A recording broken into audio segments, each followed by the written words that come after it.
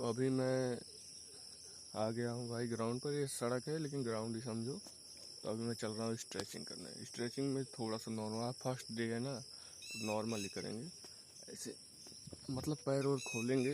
एक app download कर लो, stretching का ऐप आता है, उसे डाउनलोड कर लो, उसी देख के करना कैसे कैसे कर रहा है, एकदम बढ़िया हो जाएगा।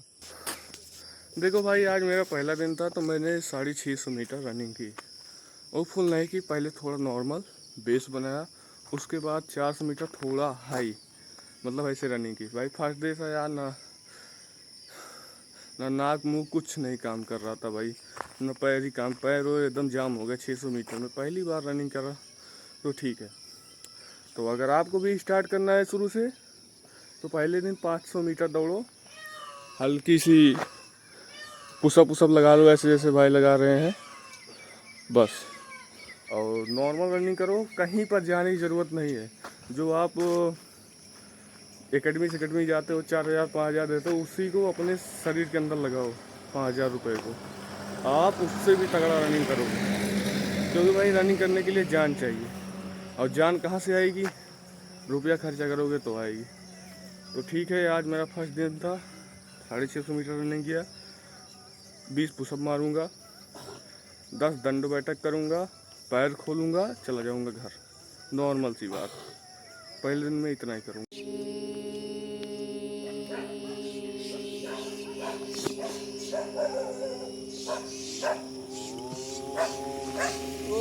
देखा भाई, वो लोग इतने एजेड होकर इतनी एक्सरसाइज वगैरह कर रहे हैं, सुबह वॉकिंग पे आ रहे हैं, तो आप सुबह उठकर रनिंग नहीं कर सकते? भाई ये मत सोचो कि रनिंग खिलवाड़ है, मतलब कि इसको हल्के में मत लो भाई। 6 मिनट में मारना है तुमको 1600 मीटर। ये आँख जो है ना, अंदर का पेट, ये बाहर आ जाएगा, ये समझ लो। मैं रनिंग किया हूँ, मुझे पता है 6 डाउन मारना मतलब कि कहीं जंग जीतने का मतलब है इतना। तो भाई किसी चीज़ को हल्के में मत लो, ठीक है ना? और अभी से रनिंग स्टार्ट कर दो, क्योंकि 4 महीना तुम्हारे पास बचा है। मान लो 4.5 महीना तुम्हें फिजिकल जाना है, तो सोचो मत और तुरंत उड़ जाओ। तो भाई अभी मुझे एक लड़का मिल गया, तो मैं अकेला था तो मैं नहीं दिखा सकता था स्ट्रेचिंग। मैं स्ट्रेचिंग दिखा रहा हूँ, उसे रोज़ करना है, लेकिन अभी 10 दिन तक ये स्ट्रेचिंग करना है, उसके बाद मैं अलग स्ट्रेचिंग बताऊंगा, ठीक है ना? अभी नॉर्मल स्टार्ट कर रहे हैं तो 10 दिन करेंगे। पहला स्ट्रेचिंग ये करना है, ठीक है ना? देखो, ये हाथ का है, नॉर्मल बता रहा हूँ बस, ठीक है ना? हाथ तुम्हारा खुल जाए ये बहुत है। इसी को 3 बार करना है, ठीक है ना? एक, दूसरी, ये ये ये ये दूसरी हो गई, 5 बताऊंगा, ठीक है ना? तीसरी, ये ये ये ये तीसरी। इसी को आपको करना है कम से कम 10 बार, ठीक है ना? ऐसे सबको आपको 10-10 बार करना है, एकदम आपका पैर खुल जाएगा। तीसरी ये करना है, नॉर्मल है, ऐसे कर लो, कमर के हो गया ना ये। अब चौथी क्या करना है? ये 1 2 3 ऐसे करना है। फिर पांचवी कैसे करना है?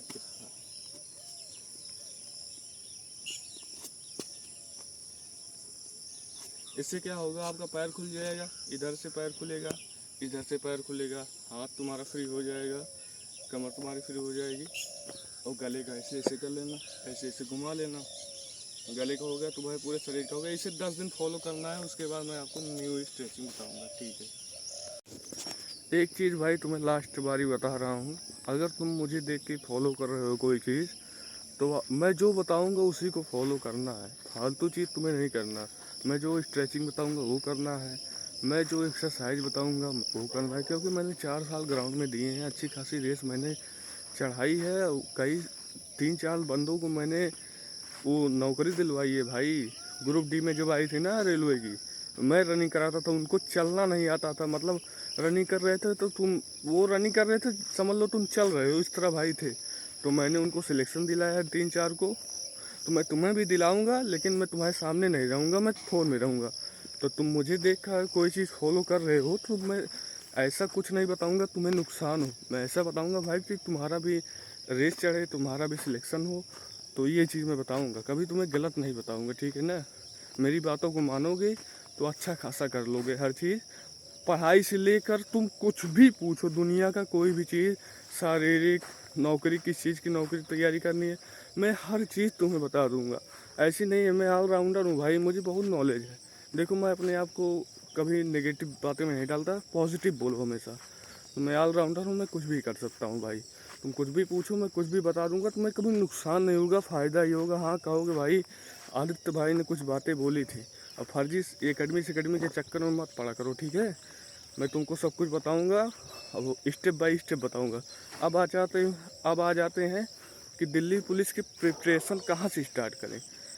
मैं थोड़ा मैथ पढ़ा हूँ, इस तरह समझ लो तुम कि तुम थोड़ा मैथ पढ़े हो, कि कभी मैथ पढ़े ही नहीं, कभी तैयारी करे ही नहीं, कि थोड़ी तैयारी करे हो, कि 20 आधी तक तैयारी करे हो।